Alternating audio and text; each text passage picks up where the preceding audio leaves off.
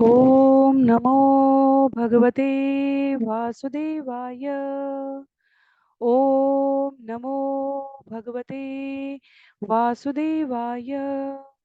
ओम नमो भगवते वासुदेवाय। हरे कृष्णा। सभी भक्तों को सादर प्रणाम। श्रीमद् भागवतम महापुराण सत्रों केंद्र श्रृंखला में सभी भक्तों का स्वागत है।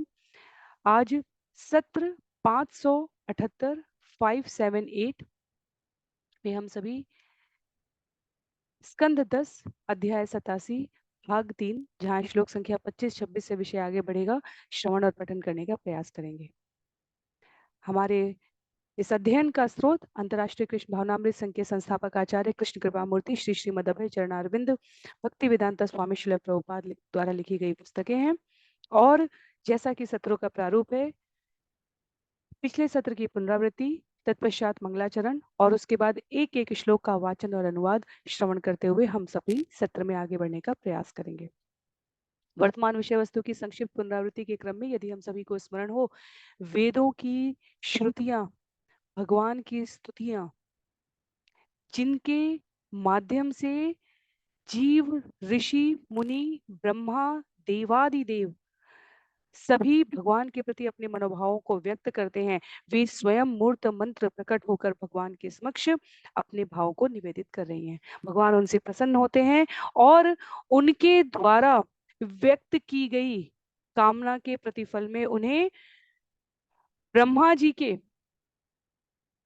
एक दिन में, ब्रह्मा जी का एक दिन जिसे हम कल्प कहते हैं, उसमें उपस्थित होकर व्रज की गोपियां बनने का सौभाग्य प्रदान करते हैं, जिसके द्वारा वे भगवान के समक्ष निवेदित किए गए अपने संपूर्ण मनोभावों से सेवाओं को प्रस्तुत कर सके। तो क्यों व्रज की गोपियां वेदों की श्रुतियां कही जाती हैं, ये हमने पिछले सत्र में श्रवण किया था। आज के सत्र में हम सभी स्कंद 10 अध्याय 87 श्लोक संख्या 26 से आगे बढ़ने का प्रयास करेंगे। आरंभ करते हैं मंगलाचरण से। नारायणं नमस्कृत्य नरं चैव नरोत्तमं देवीं सरस्वतीं व्यासं ततो जयम् उदीरयेत्। शृण्वतां स्वकथा कृष्ण पुण्यश्रवण कीर्तन यद्यन्तस्तोय भद्राणि विधुनोति सुयत्स्यतां। नष्टप्रायेषु भद्रेषु नित्यं भागवत सेवया भगवत्युत्तमश्लोके भक्तिर्भवति नैष्ठिकी। ॐ अज्ञानतिमिरान्धस्य ज्ञानाञ्जनशलाकया चक्षुन्मीलितं येन तस्मै श्रीगुरुवे नमः। मूकं करोति वाचालं पंगुं लङ्घयते गिरिं यत्कृपातमहं वन्दे परमानन्दमाधवं। वाञ्छाकल्पतरुभ्यश्च कृपा सिन्धुभ्य एव च पतितानां पावनेभ्यो वैष्णवेभ्यो नमो नमः। जय श्री कृष्ण चैतन्य प्रभो नित्यानंद श्री अद्वैत गदाधर श्रीवासादि गौर भक्त वृंद। हरे कृष्णा कृष्ण कृष्ण हरे हरे, हरे राम राम राम हरे हरे। हरे कृष्णा कृष्ण कृष्ण हरे हरे, हरे राम राम राम हरे हरे। हरे कृष्णा। पुनः सभी भक्तों को सादर प्रणाम। सत्र 578 578 में सभी का स्वागत है। हम सभी स्कंद 10 अध्याय 87 श्लोक संख्या 26 जहां पर श्री श्रीधर स्वामी भगवान की स्तुति करते हुए कहते हैं, हम उन भगवान की पूजा करें जिनके भौतिक अस्तित्व से यह सृष्ट जगत शाश्वत रूप से विद्यमान प्रतीत होता है। यद्यपि यह असत है, परमात्मा रूप में वे इस असत के भीतर सत का प्रतिनिधित्व करते हैं। तो वो स्थिति, वो परिस्थिति, वो स्थान, वो व्यक्ति, वो संग, वो संसाधन भी दैवी है जिसमें भगवान की स्मृति रह सके। और इसलिए ये नश्वर जगत भी अद्भुत है, इसके भीतर भी शाश्वत रूप से विद्यमान होने का अनुभव किया जा सकता है यदि जीवन में भक्तों का संग है, यदि जीवन में भगवत स्मृति है, भगवान की कृपा है, तो प्रत्यक्ष या अप्रत्यक्ष रूप से ऐसा इस जगत में कुछ भी नहीं है जिसके संबंध को हम भगवान के साथ साध ना सके। कहती है श्रुति, परमात्मा रूप में वे इस असत के भीतर सत का प्रतिनिधित्व करते हैं। हम सबके हृदय में स्थित प्रत्येक अणु परमाणु के भीतर ये विभु तत्व, विभु अर्थात पूर्ण पुरुषोत्तम भगवान श्री कृष्ण, अणु अर्थात इस जगत का प्रत्येक तत्व का सूक्ष्मतम जो इकाई हो सकता है, वहां तक उपस्थित भगवान की परमात्मा स्वरूप में अभिव्यक्ति, उनकी उपस्थिति की सर्वोच्चता को, प्रामाणिकता को प्रतिपादित कर रही है। आगे कहते हैं श्लोक संख्या 27 में, तव परीये चरन्ति अखिल सत्व निकेततया त उत पदा आक्रमन्ति अविगण्य शिर निर्वृते परिवयसि पशूनिव गिरा विबुधा न पीतांस त्वयि कृत सोह्यदा खलु पुनन्ति न ये विमुखा। जो भक्त आपको समस्त जीवों के आश्रय रूप में पूजते हैं, वे मृत्यु की परवाह नहीं करते और उनके सिर पर आप अपना चरण रखते हैं। लेकिन आप वेदों के शब्दों से अभक्तों को पशुओं की तरह बांध लेते हैं, भले ही वे प्रकांड विद्वान क्यों न हो। आपके स्नेहिल भक्तगण ही अपने को तथा अन्यों को शुद्ध कर सकते हैं, आपके प्रति शत्रु भाव रखने वाले नहीं। कहते हैं आचार्य यहाँ पर इस श्रुति की स्तुति के अर्थ को स्थापित करते हुए, भगवत गीता अध्याय 10 में जब भगवान ने कहा है कि भक्तों के लिए मैं अभय हूं और असुरों के लिए मैं ही भय हूं, काल हूं, जब जिस जिस भाव से, जिसके लिए जिस प्रकार की गति प्राप्त करने की उसकी पात्रता होती है, उस समय उसकी मति मैं वैसा ही कर देता हूं। तो यहाँ पर जो भगवान को समस्त जीवों के आश्रय के रूप में पूजते हैं, मृत्यु उनके लिए क्या भय हो ही कैसे सकती है। जब सभी चर अचर के आश्रय भगवान है, तो मृत्यु के पार भी भगवान ही उपस्थित है। भक्त इसलिए कभी मृत्यु की परवाह नहीं करता। भक्ति विनोद ठाकुर जो हमारे ब्रह्म मध्व गौड़ीय परंपरा के अत्यधिक पूजित आचार्य हैं, जिनकी हरिनाम चिंतामणि पर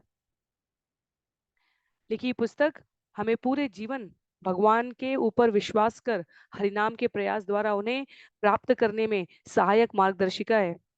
जो भक्ति वेदांता स्वामी श्रील प्रभुपाद के गुरु भक्ति सिद्धांत सरस्वती ठाकुर के इस जगत में संबंध रूप में पिता हैं। वे श्रीला भक्ति विनोद ठाकुर जिन्होंने अनेक वैष्णव पदावलियों की गीतों की रचना की है, वो अनेक स्थान पर स्मरण करते हैं, हे मृत्यु तुम कितने शीघ्र आकर मेरा वरण करो, जिससे मुझे मेरी कामना के अनुसार जो भगवान के कहे गए वचन है भगवत गीता में, उसके अनुसार मुझे श्री वरसाना में जन्म मिले, जहां मैं श्री श्री दुलारी राधा रानी के चरणों की सेवा कर सकूं। भक्ति विनोद ठाकुर आमंत्रित करते हैं, और क्या तो आदर्श गृहस्थ वैष्णव जीवन रहा है भक्ति विनोद ठाकुर का। हमें से जिन्होंने पहले श्रवण किया है या जो अध्ययन कर रहे हैं या जिनके पास अध्ययन करने का अवसर है, श्रील भक्ति विनोद ठाकुर इस जगत में कहने के लिए गुलाम भारत में उपस्थित ब्रिटिश सरकार उनको उनकी बुद्धिमत्ता कर्मठता पर जब उन्होंने अवकाश लेना चाहा अपने हाई कोर्ट के व्यवसाय से, तब यह पूछने का कि आप हमारे साथ कार्य में निरंतर बने रहने के लिए किस अन्य प्रकार की सुविधा चाहेंगे, भक्ति विनोद ठाकुर ने कहा कि वो चैतन्य महाप्रभु के लीला स्थली नदियां वापस जाकर वहां अपना समय अब व्यतीत करेंगे। तो उन्होंने नदिया से लेकर वहां के न्यायालय तक उनके लिए रेल की पटरी बिछाने का कार्य कर दिया कि आप कुछ समय के लिए ही सही पर प्रतिदिन कोर्ट में आते रहिए, हमारा मार्गदर्शन करने के लिए, उस कहने के लिए, उस परतंत्र भारत में उनके द्वारा लिखी गई पुस्तकें ज्ञान पर, दर्शन पर, आध्यात्म पर, विदेश में जो भी बड़ी यूनिवर्सिटी का हम नाम सोच सकते हैं, हार्वर्ड से लेकर एमआईटी तक, वहां की लाइब्रेरी में, संग्रहालय में उस समय पहुंचाई जाती थी। तो वो भक्ति विनोद ठाकुर कहते हैं, मृत्यु का भय किसे है, हे मृत्यु तुम मेरा कब वरण करोगी, ताकि मुझे श्रीमती राधा रानी की जन्मस्थली वरसाना में जन्म लेने का अवसर प्राप्त हो, ताकि मैं राधे जू के चरणों की सेवा कर सकूं। तो एक सफल भक्त सरल है और अत्यधिक चतुर है।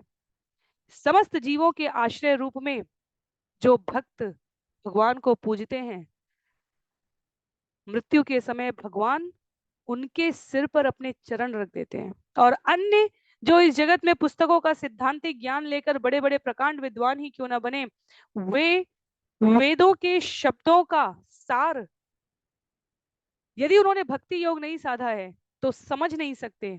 स्वयं श्रुति कहती है कि ऐसे प्रकांड विद्वान शब्दों के इस बंधन में बंधकर पशुओं की भांति अपना जीवन त्याग करते हैं। बहुत कड़ी पर स्पष्ट भाषा है।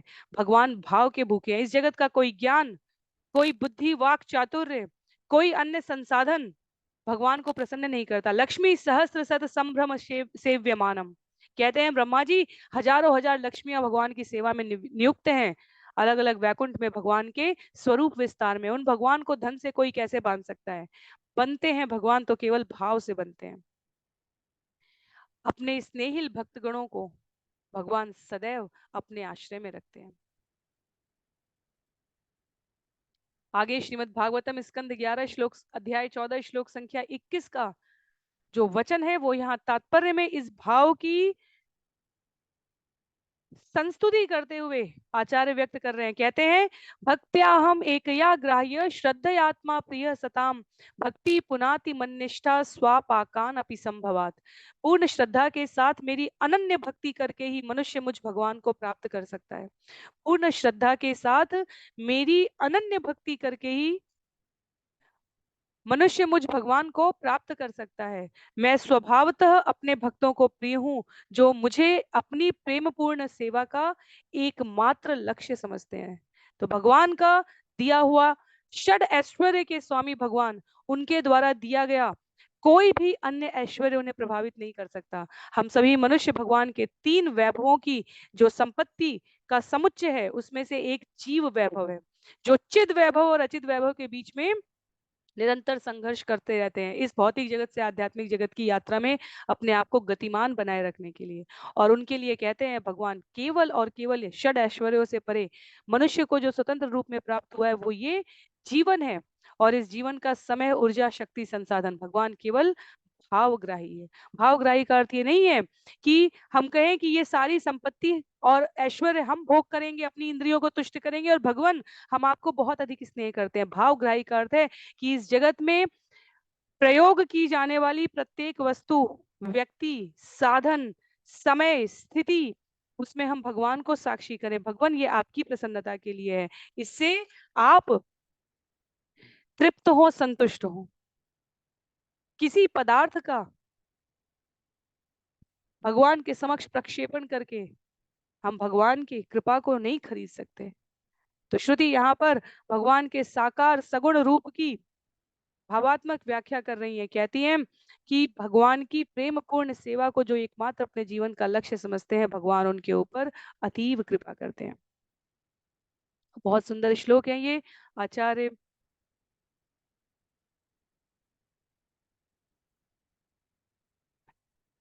अनेक अनेक स्थानों से अनेक अनेक टिप्पणियों को संकलित करते हैं। प्रत्येक श्रुति के अंत में जो श्री श्रीधर स्वामी अपनी प्रार्थना निवेदित करते हैं उसे हम श्रवण करेंगे। तपंतु तापे प्रपतंतु पर्वता अटंतु तीर्थानि पठंतु चागमान यजंतु यागैर्विवदन्तु वादैर् हरिम विना नैव मृतिम तरंती। श्रील श्रीधर स्वामी स्पष्ट करते हैं कि कोई कितनी तपस्या करे, अपने को पर्वत की चोटी से गिराए, तीर्थ स्थलों की यात्रा करे, शास्त्र पढ़े, अग्नि यज्ञों से पूजा करे, अनेक दर्शनों के विषय में तर्क करे, पर अंत में यदि इन सब के सार में वो हरि को नहीं समझ पाया है, हरि को नहीं प्राप्त कर पाया है, तो हरि के बिना वो मृत्यु के आगे तैर नहीं सकता। तो मृत्यु के परे जिन्हें परवाह नहीं होती कि उनका आश्रय स्थल क्या है, वे भक्त है, क्योंकि उन्हें वे सदैव भगवान के श्री चरणों में है। अन्यों के लिए अन्य अनेक स्थान हो सकते हैं, पर भक्तों के लिए केवल और केवल भगवान के श्री चरण होते हैं मृत्यु के आगे। इसलिए भक्त कभी मृत्यु की परवाह नहीं करता। त्वम् अकर्ण स्वराटखिल कारक शक्तिधर स तव बलिं मुद्वहन्ति समदन्त्या जया निमिषा वर्षभुज अखिल क्षिति पते इव विश्वसृजो विदधति यत्र ये अधिकृता भवतः चकिता। यद्यपि आपकी भौतिक इंद्रियां नहीं है, किंतु आप हरे की इंद्रिय शक्ति के आत्म तेजवान धारण करता है। देवता तथा प्रकृति स्वयं आपकी पूजा करते हैं, जबकि अपने पूजा करने वालों द्वारा अर्पित भोग भेंट का भोग भी करते हैं। जिस तरह किसी राज्य के विविध जनपदों के अधीन शासक अपने स्वामी को, जो कि पृथ्वी का चरम स्वामी होता है, भेंटें प्रदान करते हैं और साथ ही स्वयं अपनी प्रजा द्वारा प्रदत्त भेंट का भोग भी करते हैं, इस तरह आपके भय से ब्रह्मांड के सृष्टा अपने अपने नियत कार्यों को श्रद्धा पूर्वक संपन्न करते हैं।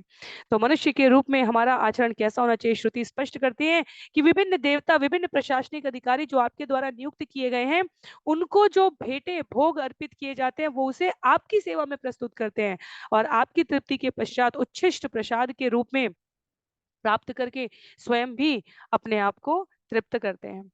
तो इस जगत के कोई भी प्रशासनिक अधिकारी हो, इसीलिए भक्त के रूप में जीव को क्या बताते हैं आचार्य, प्रत्येक भोग भगवान को अर्पित करने के पश्चात उसे उच्चिष्ट पदार्थ के रूप में हम स्वीकार कर सकते हैं।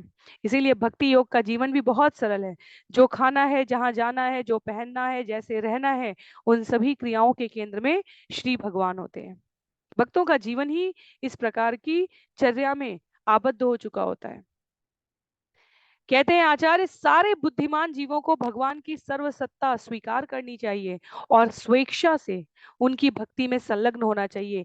साक्षात वेदों की श्रुतियां जो यहाँ भगवान को अपनी प्रार्थना निवेदित कर रही है, उन सब का यही एक मत है। श्वेताश्वतर उपनिषद कहता है कि भगवान के पैर या हाथ नहीं है, पर वो सबसे तेज दौड़ सकते हैं, किसी भी वस्तु को पकड़ सकते हैं। वे आंखों या कानों से रहित हैं, तो भी सब देखते सुनते हैं। उन्हें कोई नहीं जानता, फिर भी वो ज्ञाता तथा ज्ञेय है। प्रकृति पुरुष चेतना अध्याय में वहां पर भगवान अर्जुन को स्पष्ट करते हैं। और ऐसा जो आंखों से खा सकता है, कानों से देख सकता है, वाणी से सो सकता है। भगवान जब ब्रह्मांड के सृजन के समय होते हैं, तब उनके श्वास से निसृत वेदों की श्रुतियां यहाँ भगवान को परम आदि भगवान कह रही हैं। उनको भौतिक जगत की इंद्रियों के लिए निर्दिष्ट कार्य की अधीनता नहीं है। जैसे हमारी आंखें सिर्फ देख सकती हैं, सुन नहीं सकती हैं। हम प्रत्येक अंग को अलग अलग नहीं खिला सकते। हम केवल मुंह के द्वारा खाते हैं, वो शरीर के केंद्र में पाचन तंत्र में जाकर उसका आवश्यक रासायनिक तत्वों के साथ सम्मिश्रण होता है और शरीर के प्रत्येक भाग को उससे ऊर्जा शक्ति संचालित होने का स्रोत प्राप्त होता है। पर भगवान के लिए आचार्य कहते हैं यहाँ पर कि उनके कमल हाथ, कमल चरण, कमल नेत्र, अन्य अंग भौतिक जगत के इंद्रियों की तरह सीमित नहीं होते। और इसलिए भगवान द्वारा उत्पन्न प्रथम जीव ब्रह्मा जी ने उनका जब यशोगान किया है, क्या कहते हैं, अंगानि यस्य सकलेन्द्रिय वृत्तिमन्ति पश्यन्ति पान्ति कलयन्ति चिरं जगन्ति आनंद चिन्मय सदुज्ज्वल विग्रहस्य गोविंदमादि पुरुषम तमहम भजामि। मैं उन आदि भगवान गोविंद की पूजा करता हूँ, जिनका दिव्य रूप आनंद, सत्य तथा सार से पूर्ण है। भगवान क्या है, सच्चिदानंद है। सत सार के रूप में, चित भगवान के वैभव और आनंद दिव्य रूप जिससे अत्यंत तेजपूर्ण प्रकाश निकलता है। उस दिव्य शरीर का प्रत्येक अंग सारे अंगों के सारे कार्यकलापों से युक्त होता है और आध्यात्मिक तथा भौतिक दोनों ही अनंत ब्रह्मांडों को नित्य देखता, पालन करता और प्रकट करता है। ब्रह्म संहिता 5.32 का श्लोक है। इसीलिए जब भी जिस भी उत्सव पर अभिषेक आयोजित किया जाता है वैष्णव पंचांग के अनुसार, उस सब में ब्रह्मा जी द्वारा ये गाई गई ब्रह्म संहिता के कुछ जो प्रमुख श्लोक हैं उनका हम सभी वाचन करते हैं, ताकि भगवान की सर्वोच्चता को, सार्वभौमिकता को हम पुनः पुनः स्मरण कर सकें। गोविंदम आदि पुरुषम तमहम भजामी, उन गोविंद की मैं पूजा करता हूँ, पूजा करने की अभिलाषा रखता हूँ, जो अपने किसी भी कार्य से कुछ भी कर सकता, अपने किसी भी अंग से किसी भी प्रकार का कार्य संपादित करते हैं। श्वेतश्वतर उपनिषद कहते हैं, न तस्यम कार्यम करणम च विद्यते न तत्समश्चाभ्यधिकश्च दृश्यते परास्य शक्ति विविधैव श्रूयते स्वाभाविकी ज्ञान बल क्रिया च। 6.8 श्वेतश्वतर उपनिषद में कहा गया है, भगवान को कोई कार्य नहीं करना पड़ता, उनकी कोई भौतिक इंद्रियां नहीं होती जिनसे उन्हें कार्य करना पड़े, ना तो कोई उनके समकक्ष है, ना उनसे कोई बढ़कर है। जिन वेदों से हम सुनते हैं कि भगवान की नाना प्रकार की शक्तियां हैं, यथा ज्ञान बल तथा क्रिया की शक्तियां, वो वेद स्पष्ट करते हैं कि उनमें से प्रत्येक स्वतंत्र रूप से कार्य करती हैं, पर शक्तियां शक्तिमान से हैं, ये स्पष्ट किया गया। तैत्तिरीय उपनिषद कहता है, भीषास्मदाद वातः पवते भीषाद एति सूर्य भीषास्माद अग्निश्चेन्द्रश्च मृत्युर्धावति पंचमा। वायु उनके भय से चलती है, सूर्य उनके भय से गति करता है, अग्नि तथा इंद्र अपना अपना कार्य करते हैं, और मृत्यु जिसका स्थान 5वां है उनके भय से भागता रहता है। तो ये अलग अलग स्थान के दृष्टांत ये स्पष्ट करने के लिए यहाँ पर संकलित किए गए आचार्यों के द्वारा कि वेदों की ये श्रुतियां केवल एक बार एक स्थान पर हमारे इस सनातन वैदिक वांग्मय के शास्त्रों में वर्णित नहीं है, अपितु अलग अलग स्थान पर ये सभी इस मूल ज्ञान के तारतम्य में स्थित है। जिसे सरलतम शब्दों में कलयुग की भाषा में समझ में आ सके तो वेद व्यास जी ने संकलित किया, तो आगे बढ़कर वाल्मीकि जी ने संकलित किया, तो आगे और सरलतम बनाने के लिए हमारे अनेकानेक आचार्यों ने संकलित किया, अत्यधिक स्थानीय भाषा में समझ में आ सके तुलसीदास बाबा जी ने संकलित किया है, और वर्तमान में श्रील प्रभुपाद ने आचार्यों की इस परंपरा में इस ज्ञान को अतिशय सरल तरीके से प्रस्तुत किया है। श्रील प्रभुपाद ने, यदि हम सबको स्मरण हो, जब हमने श्रील प्रभुपाद लीलामृत श्रवण किया था, तो श्रीमद् भागवतम लिखने से पहले श्रील प्रभुपाद ने कृष्ण पुस्तक लिखी थी। कृष्ण पुस्तक स्कंद 10 के 90 अध्यायों को 90 कथाओं में संकलित किया गया श्रील प्रभुपाद का प्रयास है। और इसलिए जब हम देखते हैं कि स्कंद 10 में कुछ एक अध्यायों के पश्चात, आप में से कईयों ने व्यक्तिगत रूप से इस पर प्रश्न भी किया था, इसलिए मैं सबके समक्ष से निवेदित करती हूँ कि ऐसा क्यों कहा जा रहा है प्रत्येक अध्याय के अंत में कि श्रील प्रभुपाद के विनीत आचार्यों, विनीत शिष्यों द्वारा लिखा गया तात्पर्य यहाँ पर पूरा होता है, क्योंकि श्रील प्रभुपाद स्कंद 10 पूरा करने के लिए इस धराधाम पर उपलब्ध नहीं थे, पर स्कंद 10 के प्रत्येक अध्याय को श्रील प्रभुपाद ने कृष्ण पुस्तक में भागवतम लिखने से पहले भी प्रस्तुत कर दिया था। तो ये आचार्य अपनी इच्छा से इस जगत में एक पग व्यवहार नहीं करते हैं, वो भगवत इच्छा से दिव्य कलमश रहित जीवन जीने के लिए आते हैं। प्रथम 3 स्कंद यदि हमें पता हो तो लेकर श्रील प्रभुपाद अमेरिका गए थे, और स्कंद 10 की रचना करने के समय श्रील प्रभुपाद अपने जीवन के अंतिम उत्तरार्ध समय में थे, तो आरंभिक कुछ अध्याय श्रील प्रभुपाद के स्वयं के लिखे थे, और उसके पश्चात उनके श्लोक जो हमारे आचार्यों की पुस्तकों से, भागवतम की पुस्तकों से उपलब्ध है, उनके तात्पर्य में ये जितना संकलन हम सभी यहाँ श्रवण कर रहे हैं ये विभिन्न स्थानों से संकलित है। इसलिए एक पंक्ति श्रील प्रभुपाद के शिष्य ये नहीं कह रहे हैं कि ये मेरी व्याख्या है, मेरा तात्पर्य है। तो प्रामाणिक गुरु शिष्य परंपरा इसी प्रकार सुरक्षित और संरक्षित रहती है। जब भगवत गीता में अध्याय 4 में भगवान कहते हैं कि ये दिव्य ज्ञान जब जब समय के युग के प्रभाव से दिव्य ज्ञान की श्रृंखला प्रक्षन्न होती है, तब तब मैं स्वयं उपस्थित होता हूं। भगवत गीता अध्याय 4 श्लोक संख्या 2 और 3 में भगवान ने अर्जुन को स्पष्ट किया है, तब तब मैं उपलब्ध होता हूं या अपने पार्षदों के द्वारा इसे पुनः स्थापित करवाता हूं। तो गुरु शिष्य परंपरा का ये अक्षुण्ण ज्ञान प्रवाहित करने के लिए भगवान स्वयं प्रतिबद्ध हैं। उन्होंने ये पूरी आध्यात्मिक जगत से भौतिक जगत तक की कड़ी जोड़ने की जो व्यवस्था कर रखी है, उसको श्रवण पठन के माध्यम से स्वयं के लिए उपलब्ध कराकर हम सभी इस ज्ञान की अविचल अक्षुण्ण धारा में अपने आप को प्रस्तुत कर सकते हैं। इस श्रुति के श्लोक का तात्पर्य सार रूप में प्रस्तुत करते हुए श्रील श्रीधर स्वामी की प्रार्थना को आचार्यों ने निवेदित किया। कहते हैं, अनिंद्रियोपि यो देव सर्वकारक शक्तिधृक् सर्वज्ञ सर्वकर्ता च सेव्यम नमामि तम। भगवान के कोई इंद्रिय नहीं है, फिर भी वह प्रत्येक जीव के ऐन्द्रिक कार्यों को नियंत्रित करते हैं। वे हर वस्तु के जानने वाले, समस्त कार्य के चरम कर्ता तथा हर एक की भक्ति के समुचित लक्ष्य हैं। मैं उनको नमस्कार करता हूँ। तो कहते हैं यहाँ पर श्रीधर श्रीधर स्वामी, हमारी सभी प्रकार के कार्यों की चरम गति, परिणति, हमारी जीवन की पूजा का, भक्ति का लक्ष्य क्या है? समुचित लक्ष्य स्वयं भगवान है। इस जगत में हम कोई खेल नहीं खेलते, किसी कार्य के लिए अपनी स्वीकृति नहीं देते यदि हमें उसका लक्ष्य ना पता हो। किसी भी प्रकार के खेल के नियम में गोल होता है, एक लक्ष्य होता है। ये जगत भी हमारे लिए किसी भी कार्य को करने के पहले उसका लक्ष्य क्या है ये निर्धारित करके कार्य करने के लिए हमें प्रेरित करता है। तो इस मनुष्य जन्म का लक्ष्य क्या है? इन सभी गतिविधियों की अंतिम गति क्या है? ये कहते हैं आचार्य, समुचित लक्ष्य भगवान की भक्ति करना है, अपने समस्त कार्य कलापों के सार के रूप में। आगे कहते हैं श्रुति श्लोक संख्या 29 में, स्थिर चर जात यशु अजयोत्था निमित्त युजो विहर उदीक्षया यदि परस्य विमुक्त तत न हि परमस्य कश्चिद अपर न परश्च भवेत् वियत इवा पदस्य तव शून्य तुलाम दधतः।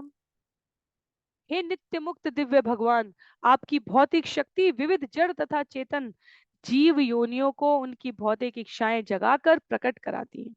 लेकिन ऐसा तभी होता है जब आप उस पर अल्प दृष्टि डालकर उसके साथ घृणा करते हैं। हे भगवान, आप किसी को न तो अपना घनिष्ठ मित्र मानते हैं, न ही पराया। ठीक उसी तरह जिस तरह आकाश का अनुभव गम्य गुणों से कोई संबंध नहीं होता, इस मामले में आप शून्य के समान हैं। तो कोई स्तुति भगवान की साकार रूप को प्रस्तुत करती है, कोई भगवान के निराकार। निराकार का अर्थ नहीं कि कोई आकार नहीं है, निराकार का अर्थ कि इतने निस्सीम है। कहा गया भगवान समदर्शी हैं, भगवत गीता में स्वयं कहते हैं भगवान। श्रुति कहती है आप किसी को घनिष्ठ मित्र या पराया नहीं मानते। यही वो आधार था, यही वो ज्ञान था जिसके बल पर बाली ने सुग्रीव को कहा था, बाली और सुग्रीव के संघर्ष में जब बाली की पत्नी ने कहा कि सुग्रीव इतना भी तो वीर नहीं है कि आपके पराक्रम से परिचित न हो, हार के पुनः वापस आया है आपके समक्ष। इसका अर्थ है कि उसके पीछे उसका सहयोग करने वाला कोई आपसे भी बड़ा प्रतिद्वंदी है। और तारा को उत्तर दिया था बाली ने वहां पर कि मैंने यदि है भी मर्यादा पुरुषोत्तम तो मैंने उनका क्या बिगाड़ा है? भगवान तो समदर्शी है। तो भगवान सभी पर समान रूप से कृपा करते हैं, पर कहा गया है भक्त के भीतर उपस्थित होकर उसको वो योग्यता प्रदान करते हैं जिससे वो उस कृपा का आस्वादन कर सके। वर्षा तो समुद्र के ऊपर भी हो रही होती है, और वर्षा एक स्थानीय जगह पर भी हो रही होती है। समुद्र के जल में वर्षा के पानी का मिश्रण होने से समुद्र में बाढ़ नहीं आती, पर सामान्य स्थल पर थोड़ा भी अतिरिक्त जल हो जाए तो बाढ़ आ जाती है। तो जिनका हृदय शुष्क हो चुका है उनको भगवान के इस अमृत रस के आस्वादन से कुछ अनुभव नहीं होता, लेकिन जो स्थानीय स्थान पर भी भगवान की किंचित मात्र कृपा से भी जलाप्लावित हो जाते हैं, आनंदित हो जाते हैं, वो भगवान के विशिष्ट हो जाते हैं।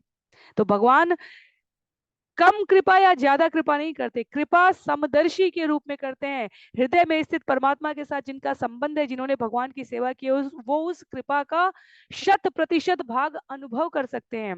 और उस अनुभव का परिणाम होता है कि ऐसा लगता है कि भक्तों के ऊपर भगवान की विशेष कृपा हुई है। जब हम दूसरे भाग में इस श्रुति के कहा जा रहा है कि जब जड़ तथा चेतन जीव विभिन्न इच्छाएं करते हैं, तब वो वास्तव में भगवान की भौतिक शक्ति के द्वारा प्रदत्त भाव का प्राकट्य है। हमने कुछ देखा, हमारे भीतर इच्छा हुई, हमने कुछ सुना, हम वो पाना चाहें, हम कुछ पढ़े और हम उसके बारे में और अधिक जानना चाहें। इच्छाओं का प्राकट्य भगवान की भौतिक शक्ति के द्वारा होता है, पर वो भौतिक शक्ति और इच्छा प्रकट करने वाले विभिन्न योनि के जीव भी आचार्य कहते हैं आपके द्वारा की गई दृष्टिपात के परिणाम स्वरूप अस्तित्व में आते हैं। तो इस प्रकार यदि कोई सोचे इस जगत में कि कोई स्वामी है और कोई अन्य उसका सेवक है, तो आचार्य कहते हैं कि वास्तव में सबका पालन पोषण कल्याण करने वाले सर्वशक्तिमान स्वतंत्र भगवान है, और जो उनके ऊपर आश्रित है वो इस जगत में परतंत्र होकर इस भौतिक जगत में अपने आप को स्वतंत्र रख सकता है, परतंत्र भगवान के श्री चरणों में होकर। भगवान से पृथक जीवन बिताने की जिनकी इच्छा है वो इस जगत में आए हैं। हमारे हाथ में मोबाइल है, हमारे हाथ में टीवी का रिमोट कंट्रोल है, और ये हमारे ऊपर है कि हम कौन सा बटन दबाते हैं। तो हम भगवान की भौतिक इच्छा के परिणाम स्वरूप इस जगत में जो कर्म करना चाहे उसके लिए स्वतंत्र हैं, पर कर्म के परिणाम से हम स्वतंत्र नहीं हैं। इसलिए भगवत गीता में अध्याय 3 को कहा गया है कर्म योग, और अध्याय 5 को कहा गया है कृष्ण भावना भावित कर्म।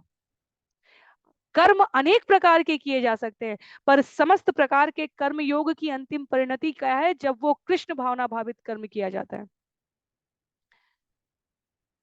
एक बार किसी भी योनि में शरीर धारण करने के पश्चात ऐसा कोई जीव नहीं है जो कर्म ना करे। एक नवजात शिशु भी कर्म करता है। आचार्य कहते हैं इस जगत में केवल दो लोग कर्म नहीं करते। ये इतना स्पष्ट करने के पश्चात कहते हैं दो लोग, एक डेड मैन और दूसरा मैड मैन। एक जिस जो मृत्यु को प्राप्त हो चुका है, शरीर पड़ा है पर चेतना नहीं है, वो कर्म नहीं करेगा। और दूसरा एक मैडमैन, अर्थात जिसको कर्म करने के विचार की अनुभूति ही नहीं है कि वो कर्म कर भी रहा है। एक नवजात शिशु को भी पता है कि वो चिल्ला रहा है, और चिल्लाने में रोने में उसकी ये आवाज सुनी जाएगी, इसलिए जब नहीं सुनी जाती है तो अंदर स्थित परमात्मा की प्रेरणा से वो और अधिक चिल्लाता है, और तब तक चिल्लाता है जब तक उसकी पुकार सुन ली नहीं जाती।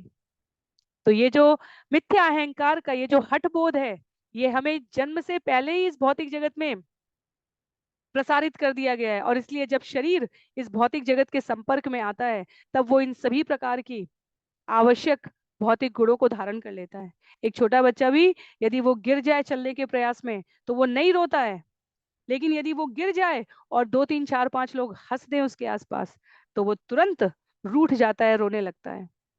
तो ये एक प्रयोग है, हम सभी अपने आसपास इसका अनुभव कर सकते हैं कि अहंकार, मैं और मेरा, अहम ममा का भाव कितना जन्म के साथ ही हमारे भीतर अप्रकट अवस्था में होता है। आत्मा को इन सब से कुछ नहीं लेना है, लेकिन भौतिक जगत प्रकृति के प्रभाव में ये सब कुछ जो भी शरीर हमने धारण किया है उससे संबद्ध हो चुका होता है।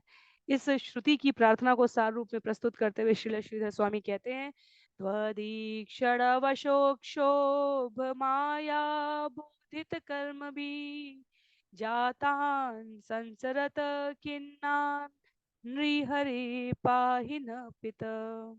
हे पिता, हे नृसिंह देव, जो जन्म मृत्यु के अंतहीन चक्र में जन्म ले चुके हैं उनकी रक्षा कीजिए। ये आत्माएं अपने कर्म बंधन से दुखी हैं, जिसे माया ने तब जागृत किया जब आपने उसे क्रियाशील बनाने के लिए अपनी दृष्टि डाली।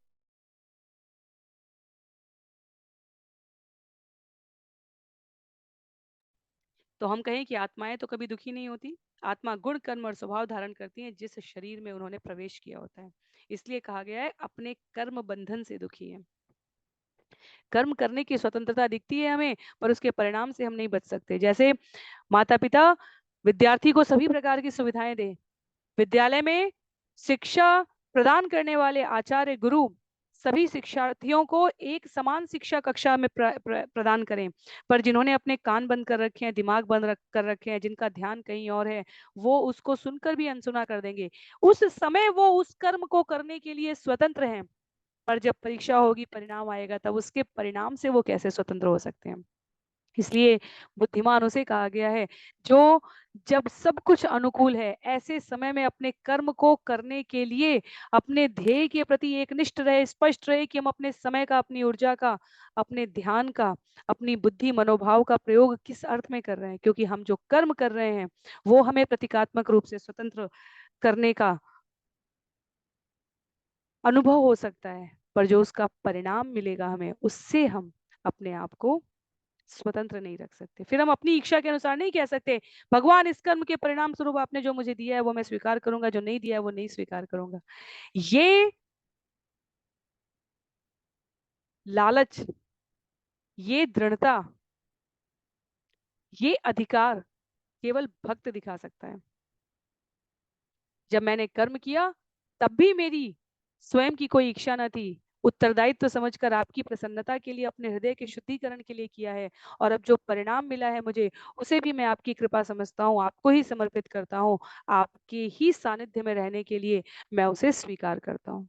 आगे श्लोक संख्या 30 में कहते हैं, अपरिमिता ध्रुव तनु वृतो यदि सर्वगता तर्हि न शास्यतेति नियमो ध्रुव नेतरथा अजनी च यन्मयं तत् अविमुच्य नियंत्र भवेत् समम अनुजानतां यतं मतं मत दुष्टया। यदि ये असंख्य जीव सर्वव्यापी होते और अपरिवर्तनशील शरीरों से युक्त होते तो हे निर्विकल्प, आप संभवतः उनके परम शासक न हुए होते। लेकिन चूंकि वे आपके स्थानीय अंश हैं और उनके स्वरूप परिवर्तनशील हैं, अतएव आप उनका नियंत्रण करते हैं। निस्संदेह जो किसी वस्तु की उत्पत्ति के लिए अवयव की आपूर्ति करता है वह अवश्य में उसका नियंता है, क्योंकि कोई भी उत्पाद अपने अवयव कारण से पृथक विद्यमान नहीं होता। यदि कोई यह सोचे कि उसने भगवान को जो अपने प्रत्येक अंश में समरूप से रहते हैं जान लिया है, तो यह मात्र उसका भ्रम है, क्योंकि मनुष्य जो भी ज्ञान भौतिक साधनों से अर्जित करता है वह अपूर्ण होगा। बहुत सारी बातें हैं यहाँ पर, बहुत सारी पंक्तियां हैं, एक एक करके देखने का प्रयास करेंगे कि इसमें से कितना हम अपने मस्तिष्क में धारण कर पाते हैं। पहली पंक्ति में कहते हैं, यदि ये असंख्य जीव सर्वव्यापी होते और अपरिवर्तनशील शरीरों से युक्त होते तो हे निर्विकल्प, आप संभवतः उनके परम शासक न होते। हम क्या कहते हैं? भगवान सर्वोच्च है। जो मायावाद है, जो अपूर्ण ज्ञान है, जो इस जगत में जीवों को भ्रमित करके रखता है, वो दो प्रकार से व्यक्त किया जाता है। एक, जो कहते हैं मैं भी भगवान हूं, तुम भी भगवान हो, ये पूरा जगत भगवान है। उस क्षण हमें समझना चाहिए कि हम माया के चंगुल में हैं। भगवान के समकक्ष कोई हो नहीं सकता, और यदि कोई भगवान है तो यहाँ श्रुति क्या कह रही है कि यदि कोई भगवान होता, हमने भगवत गीता में जीव का और भगवान का अंतर समझा था। हमारा ये शरीर नश्वर है, भगवान का शरीर दिव्य सच्चिदानंद है। हमारे शरीर की गतिविधियां नियंत्रित है, शरीर अस्तित्वहीन है जब इसमें से चेतन तत्व निकल जाए, आत्म तत्व निकल जाए। भगवान परमात्मा है, हम आत्मा है, भगवान परमात्मा है, चिरंतन है, शाश्वत है, हम सदा सर्वदा रहने वाले हैं। पर जिस शरीर को यंत्र में हमने प्रवेश किया है वो सीमित है। इसलिए सब भगवान है ये मायावाद है, सब में भगवान है ये भक्ति योग है। ये जीव के रूप में भगवान की सर्वोच्चता को स्वीकार करना, उनके अस्तित्व की उपस्थिति को जीवन में साधना है। सब में भगवान है, इसलिए हम अपने कार्य के प्रति, अपने व्यवहार के प्रति सचेष्ट रहेंगे। इसलिए माता पिता के रूप में हम अपनी संतान को अनुशासित करेंगे, गुरु के रूप में हम शिष्य को अनुशासित करने का अधिकार रखते हैं, स्वामी के रूप में हम अपने सेवक की गतिविधियों को नियंत्रित करने का अधिकार रखते हैं। पर यह अधिकार उत्तरदायित्व से आता है। माता पिता अपने थकान को, अपनी असफलता को, माता पिता अपनी अतृप्त इच्छाओं को अपनी संतान से पूरा करने के लिए उसे अनुशासित नहीं कर सकते। माता पिता उसे, संतान को उसके अस्तित्व का बोध कराने के लिए उसे नियंत्रित कर सकते हैं, उसे शास्त्र निषिद्ध कर्मों को अंतर समझाने के लिए उसे अनुशासित कर सकते हैं। गुरु शिष्य को धारण करता है, और शिष्य की मुक्ति हुए बिना, शिष्य की भगवत प्राप्ति हुए बिना गुरु की मुक्ति इस जगत से नहीं होती। इसलिए गुरु को अधिकार है अनुशासित करने का, पर यह अधिकार उत्तरदायित्व के बोध से आ रहा है। यह जानते और मानते हुए कि सामने जो संतान है, सामने जो शिष्य है, सामने जो सेवक है, उसमें भी भगवत तत्व है, हम अपने उत्तरदायित्व का वहन करते हैं। यह जब श्रील प्रभुपाद के पिता, श्रील प्रभुपाद स्मरण करके बताते हैं, उनके प्रस्तुति में हमने ये श्रवण किया है, जब श्रील प्रभुपाद के पिता उनको अनुशासित करते थे, अनुशासित करने का अर्थ हुआ दंडित करते थे, तब वो कहते थे कि अभय, जो श्रील प्रभुपाद का बचपन का नाम है, जो उन्हें जन्म के समय प्राप्त हुआ था, अभय चरणारविंद, अभय चरण जिन्हें कहा गया है, वो कहते थे अभय, मैं जानता हूं कि तुम्हारे भीतर भी भगवान है, पर माता पिता के रूप में हमारा ये कर्तव्य है कि हम तुम्हें सही और गलत का बोध कराएं। वो कर्तव्य किस अर्थ में होता था? कभी बहुत अधिक मीठा खाने के लिए, कभी सिर्फ खेलते रह जाने के लिए, अपने शरीर का ध्यान न देने के लिए, कभी कुछ ऐसा करने के लिए, जिद करने के उनके भाव को अनुशासित करने के लिए। तो अधिकार और कर्तव्य दोनों साथ साथ आते हैं, पर कर्तव्य की इतिश्री किए बिना, उत्तरदायित्व का वर्ण किए बिना अधिकार धारण करना कुचेष्टा है। तो जब यहाँ पर कहा जा रहा है कि असंख्य जीव यदि सर्वव्यापी और परिवर्तनशील शरीरों से युक्त होते, तो इस जगत में फिर जन्म मृत्यु जरा व्याधि नहीं होनी चाहिए, क्योंकि हमने कभी नहीं सुना कि भगवान की मृत्यु। वही भगवान जन्म जन्मांतर युग युगांत मनवंतर के परिवर्तन के पश्चात ब्रह्मा जी के कल्प बदल जाते हैं, पर भगवान की मति, भगवान की स्थिति अपरिवर्तनशील है। हम मनुष्यों की स्थिति ऐसी नहीं है, देवताओं की स्थिति ऐसी नहीं है, असुरों की स्थिति ऐसी नहीं है, आसपास देखने वाले कीट पतंगों पशु पक्षियों की स्थिति ये नहीं है। वास्तव में ब्रह्मा जी की भी स्थिति अपरिवर्तनशील नहीं है। अंतर केवल इतना है कि 100 वर्ष हमारे भी हैं और 100 वर्ष ब्रह्मा जी के भी है, पर हमारे 100 उनकी काल गणना की स्केल पर, इकाई पर, ब्रह्मा जी के 100 वर्षों में अनेकानेक हजारों मनुओं का शासन काल बीत जाता है। तो इसलिए हम अपरिवर्तनशील नहीं है, ऐसा हम में से कोई नहीं कह सकता। हम सभी परिवर्तनशील हैं, और इसलिए हम अपने आप को भगवान नहीं कह सकते। तो मायावाद की ये कुचेष्टा कि सब में भगवान है, ये एक प्रकार का मायावाद है। दूसरा मायावाद कहता है क्योंकि सब में आत्मा है और आत्मा परमात्मा का अंश है, और शरीर नष्ट होता है, आत्मा अपरिवर्तनशील है, इसलिए इस शरीर से किए गए पाप यहीं पर समाप्त हो जाते हैं। कुछ एक धर्म संप्रदाय मान्यताएं ऐसी हैं कि आप 6 दिन अनाचार, व्यभिचार, पापाचार में नियुक्त रहिए, अपने आप को प्रवृत्त रखिए, और एक दिन जाकर सुबह अपने संप्रदाय के, अपने अधिकारी के, अपने, जिसे हम हिंदू धर्म सनातन धर्म में पुरोहित कहेंगे, उसके समक्ष जाकर एकांत में कह दीजिए मैंने ये कृत्य किए हैं, और वो कहेंगे क्योंकि तुमने इसे स्वीकार कर लिया है इसलिए तुम इस पाप से मुक्त हो गए, और अब तुम पुनः ये पाप करने जाने के लिए स्वतंत्र हो। ये व्यभिचार है, ये पापाचार है, ये मायावाद है। हम सभी अपने कर्मों को जब तक भगवान के श्री चरणों में निवेदित नहीं करते, वो कर्म फल हमारा पीछा नहीं छोड़ता। महाभारत की कथा में भीष्म का पीछा नहीं छोड़ा है। विदुर जो धर्मराज थे, हमने इसी श्रीमद् भागवतम में श्रवण किया, कर्म फल ने उनका पीछा नहीं छोड़ा है। कर्म फल उस समय जलकर राख हो जाते हैं, प्रारब्ध में पूर्व में किए गए, जब हम अपना वर्तमान जीवन, समय, साधन, संसाधन सब कुछ भगवान के श्री चरणों में निवेदित करते हैं, तब हमारा आगे का प्रारब्ध नहीं बनता, तब हमारे पिछले प्रारब्ध नष्ट हो जाते हैं। भगवान आश्वस्त करते हैं, जो अपने कर्मफल मुझे समर्पित करता है वो पूर्ववर्ती जितने, क्योंकि और कोई कर्मफल की गूढ़ गणना में गति ही नहीं है। कर्मफल कभी पीछा नहीं छोड़ता जब तक जीव अपने आप को भगवान के श्री चरणों में पूर्णतया समर्पित नहीं कर देता। तो इसलिए ये कहना कि हम अपरिवर्तनशील हैं, हम भगवान हैं, सब कहते हैं हम भी भगवान हैं, इसलिए ये ढीठता के साथ पाप कर्म करने की प्रवृत्ति का पोषण करना है, और इसलिए ये अधूरा सत्य है कि हम सभी भगवान हैं। हम में भगवान हैं, पर हम भगवान नहीं हैं, ये स्पष्टता रहनी चाहिए।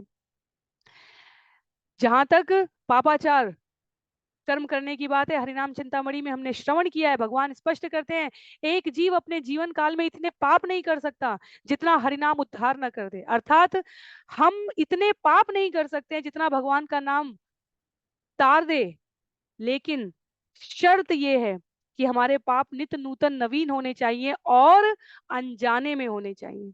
यदि हम जानते हैं कि हम पाप कर्म कर रहे हैं, तो फिर वो अबोध अनजाने में किया गया पाप नहीं रह गया। तो हरि नाम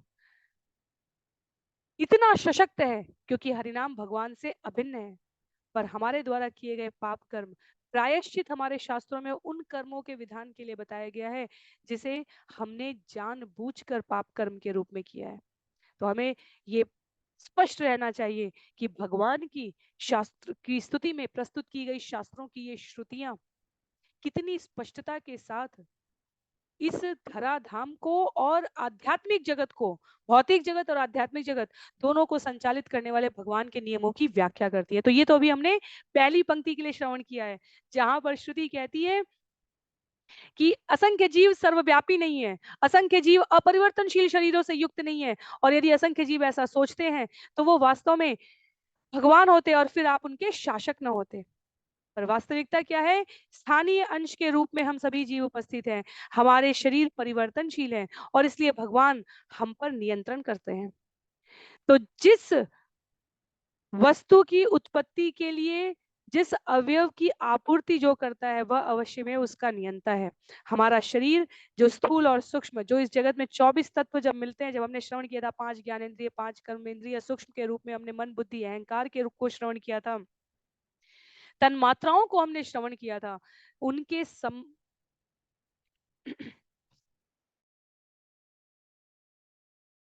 उनके समन्वय से बना हुआ ये शरीर है, और इनके लिए जो आवश्यक तत्व हैं वो भगवान के द्वारा आपूर्ति किए जाते हैं, और इसलिए भगवान नियंता कहे जा रहे हैं।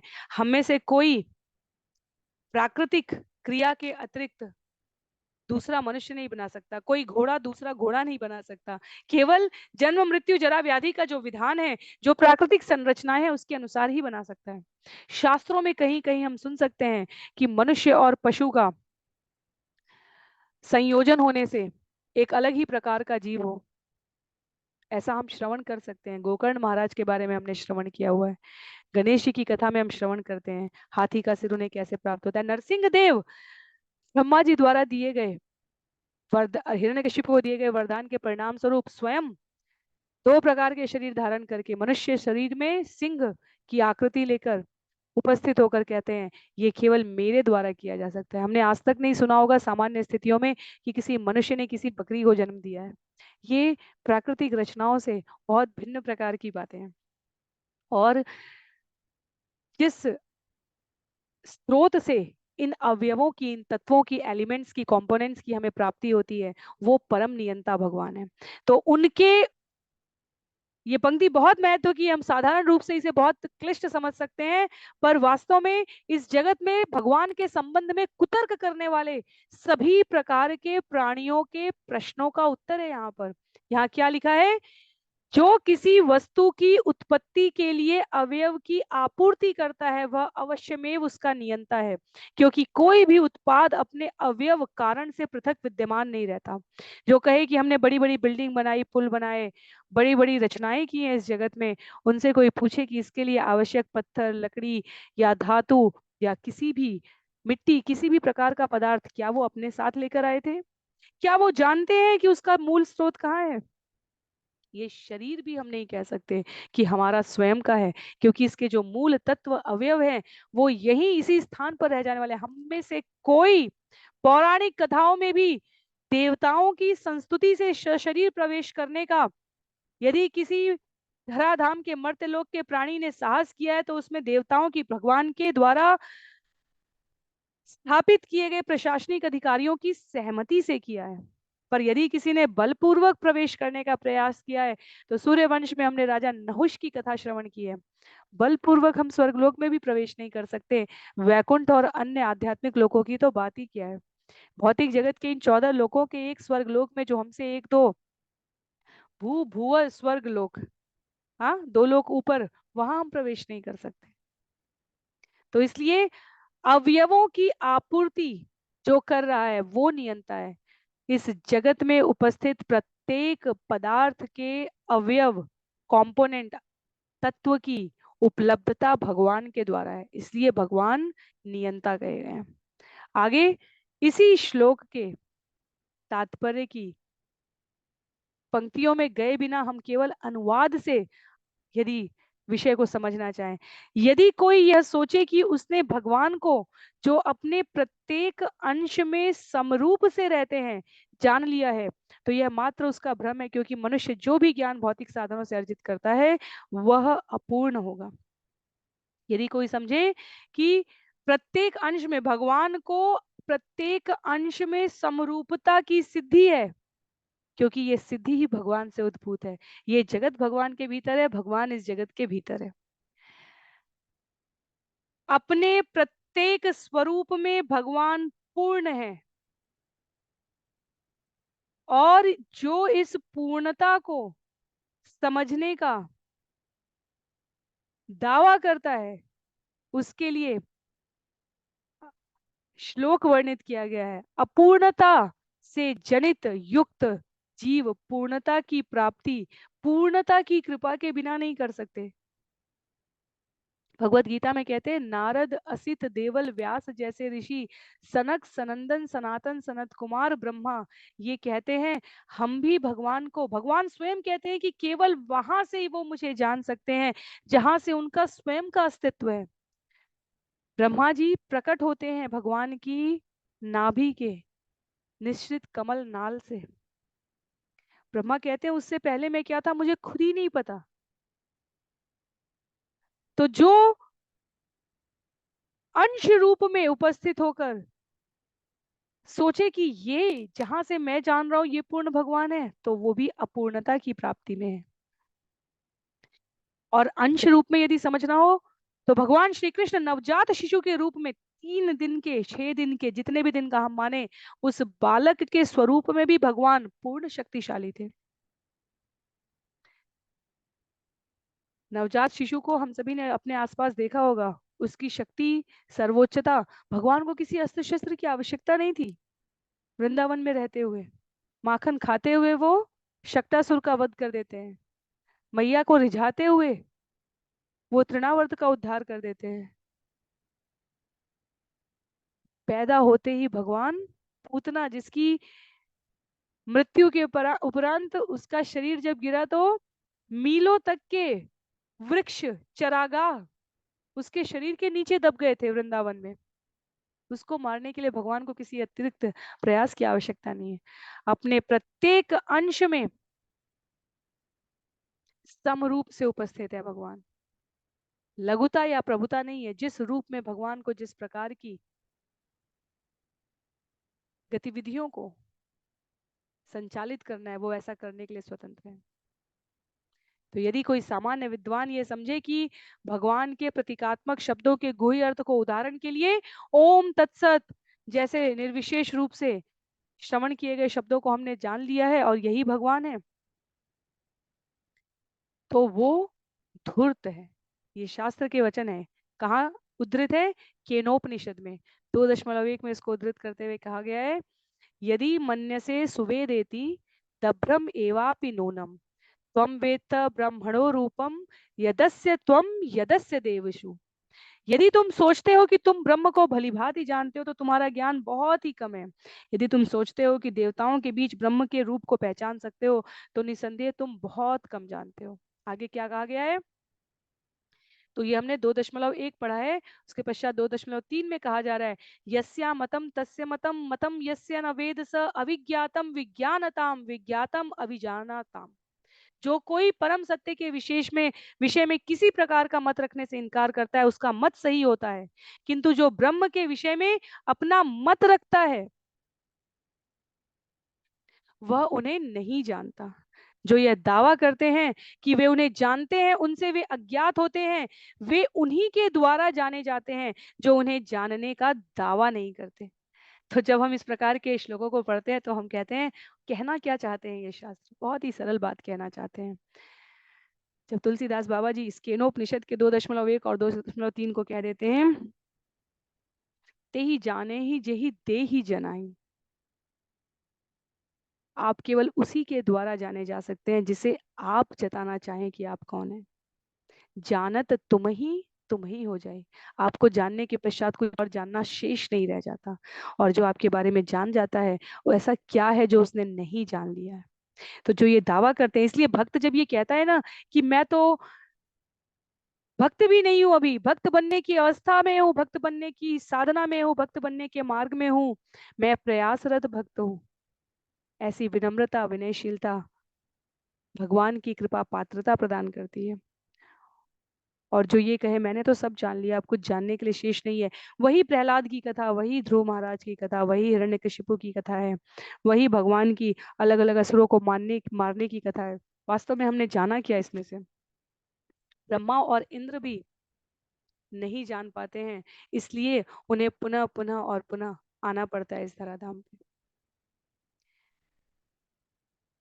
आगे बहुत सुंदर तात्पर्यों के रूप में संकलन है। जैसा कि मैं कहती आ रही हूँ, स्कंद 10 अध्याय 87 के इन श्लोकों के द्वारा सभी प्रकार के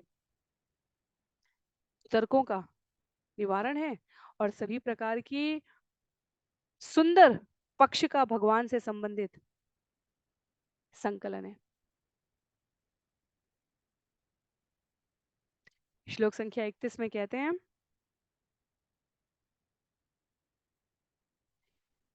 न घटते उद्भव प्रकृति पुरुषयो अजयो उभय युजा भवन्ति असुभृतो जल्बुबुद्धुव त्वयि ते मे ततो विविध नाम गुणे परमे सरित इवार्णवे मधुनी लिल्यु अशेष रसा।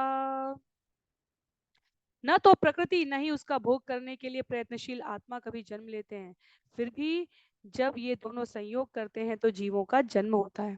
जिस तरह जहां जहां जल से वायु मिलती है वहां वहां बुलबुले बनते हैं, जिस तरह नदियां समुद्र में मिलती हैं या विभिन्न फूलों का रस शहद में मिल जाता है, उसी तरह ये सारे बद्ध जीव अंततो गत्वा अपने विविध नामों तथा गुणों समेत आप ब्रह्म में पुनः लीन हो जाते हैं।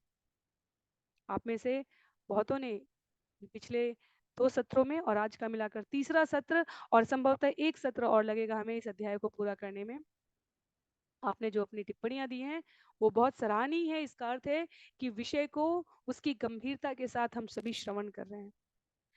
ये बिना कथा का तत्वसार है। भगवत गीता में हम सभी ये सब श्रवण करते आए हैं, पर बिना कथा का तत्वसार इतना रोचक है, भगवान के प्रति अगाध विश्वास को और दृढ़वान करने वाला है। जब हमें वो साधन, वो माध्यम उपलब्ध होता है जिसमें हम अपने विश्वास को और प्रगाढ़ कर सकें, तब हमारी रुचि हमारे द्वारा किए जा रहे कार्य में और अधिक बढ़ जाती है।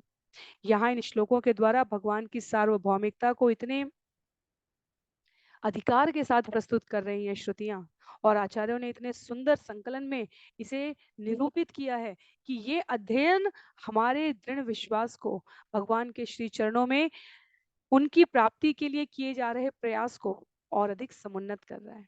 तो यहाँ क्या कहती है, यहाँ कहती है श्रुति कि वास्तव में न तो प्रकृति कभी जन्म ले रही है न आत्मा, पर जब प्रकृति और आत्मा का संयोजन हो रहा है, क्योंकि ये दोनों कहाँ है, ये दोनों सदा सर्वदा भगवान के भीतर उपस्थित है, पर जब इनका संयोजन हो रहा है भगवत इच्छा से, तो जीवों का जन्म हो रहा है।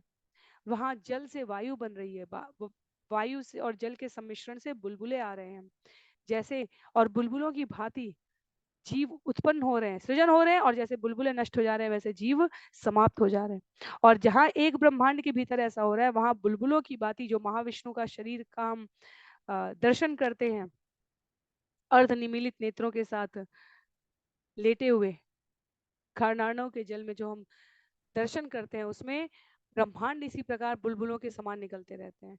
तो ब्रह्मांड के भीतर के जीवों के और ऐसे अनेकानेक ब्रह्मांडों के भीतर के उपस्थित जीव, उदाहरण दिया गया है कि जैसे नदियां समुद्र में मिलती हैं, विभिन्न फूलों का रस शहद में मिलता है, वैसे ही ये सारे बद्ध जीव अंततो गत्वा अपने नामों तथा गुणों समेत आप ब्रह्म में पुनः विलीन हो जा रहे हैं। तो हमें हमारे अस्तित्व के प्रति चिंतित रहने की आवश्यकता नहीं है, पर हमें निश्चित रूप से भगवान के श्री चरणों की शरण लेने की आवश्यकता है, ताकि ये निलय विलय और प्राकट्य के घेरे से हम अपने आप को बाहर रख सकें। आध्यात्मिक जगत में कभी प्रलय नहीं आ रही है। आध्यात्मिक जगत में रहने वाले जीव सदैव भगवान का संग प्राप्त कर रहे हैं। भौतिक जगत निलय विलय प्रलय के इस काल चक्र में समाहित हो रहा है। तो बद्ध जीव अपने नाम और गुण समेत ब्रह्मा में, कोई सारूप्य मुक्ति पा रहा है, कोई सायुज्य मुक्ति पा रहा है, और कोई यदि उदासीन तटस्थ अवस्था में है तो वो पुनः ब्रह्म में लीन हो जा रहा है। आत्मा की, प्रकृति की, स्वभाव की, भगवान की, परमात्मा की, सभी की वस्तु स्थिति यहाँ पर स्पष्ट की जा रही है। जीव के रूप में श्रील श्रीधर स्वामी कहते हैं हमारी भौतिक अवस्था का विलय दो प्रकार से होता है, एक आंशिक और एक पूर्ण। आंशिक विलय तब होता है जब आत्मा को स्वप्न रहित निद्रा आती है। प्रतिदिन हम सभी मृत्यु का वर्ण करने का अभ्यास करते हैं निद्रा के रूप में। देखा जाए तो भगवान से बड़ा प्रोग्रामर कोई हो ही नहीं सकता। जो कुछ भी जीव इस जगत में सोच सकता है उन सब का स्रोत भगवान की ही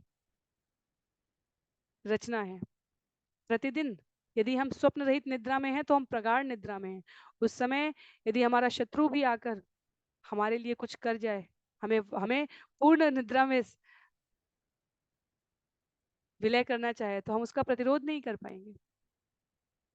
तो आंशिक विलय जीव का तब होता है जब वो स्वप्न रहित निद्रा में होता है, और जब शरीर त्यागता है तब उसका पूर्ण विलय होता है, क्योंकि सारी आत्माएं फिर से ब्रह्मांड के प्रलय के समय महाविष्णु के शरीर में प्रवेश कर जाती। यहाँ पर छंदोग्य उपनिषद, मुंडक उपनिषद, श्रीमद् भगवद गीता इन सभी तत्वों को सार रूप में प्रस्तुत कर सके, इसलिए आचार्यों ने संकलित करके उपस्थित किया है।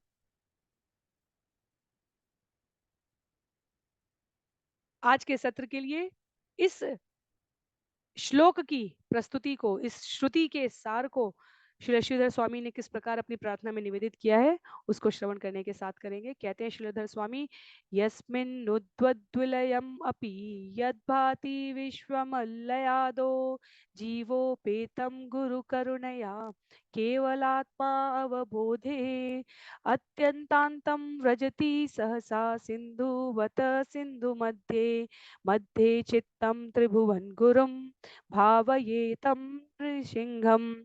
परमेश्वर आत्म प्रकाशित होने से सर्वज्ञ है। उनकी परम कृपा से यह ब्रह्मांड जो कि बारंबार उत्पन्न होता और लय होता है, विश्व प्रलय के समय जीवों के साथ साथ उनमें विलीन होने के बाद उन्हीं में उपस्थित रहता है। ब्रह्मांड का यह पूर्ण विलय सहसा होता है, जिस तरह की समुद्र में जाकर नदी मिल जाती है। मैं अपने हृदय के भीतर तीनों लोकों के स्वामी नृसिंह भगवान का ध्यान करता हूँ। भक्त के लिए ये प्रलय विलय निलय कोई अंतर नहीं लाते, क्योंकि भक्त तो सदैव भगवान के ध्यान में है। और अन्यों के लिए ये विषय स्पष्ट करने के लिए इस प्रकार से प्रस्तुत किया गया है। तो आज के लिए सत्र को यहीं पर समाप्त करेंगे। मेरा अनुरोध है आप सभी से कि किसी भी विषय में किसी भी प्रकार की असहमति के लिए या अपनी अनुभूति के लिए आप जहां भी जुड़े हैं वहां अपने विचार प्रेषित कर सकते हैं या इस वीडियो के कमेंट बॉक्स में लिख सकते हैं। श्रील प्रभुपाद की असीम अनुग्रह से अगले सत्र में हम सभी श्लोक संख्या 32 से इस अध्याय को आगे श्रवण करने का प्रयास करेंगे। 41 तक यदि हमें स्मरण हो तो वेदों की श्रुतियों का गायन है। 14 से लेकर 41 तक 28 प्रमुख श्रुतियों का गायन है, और सही से स्मृति है तो इस अध्याय में 50 श्लोक है। तो अगले 19 श्लोकों को हम सभी अगले सत्र में श्रवण करके इस अध्याय को पूरा करने का प्रयास करेंगे। आज के लिए सत्र को यहीं पर समाप्त करते हैं। श्रील प्रभुपाद की जय, श्रील गुरुदेव की जय, अनंत कोटि वैष्णव वृंद की जय, श्रीमद् भागवतम महापुराण की जय। हरे कृष्ण।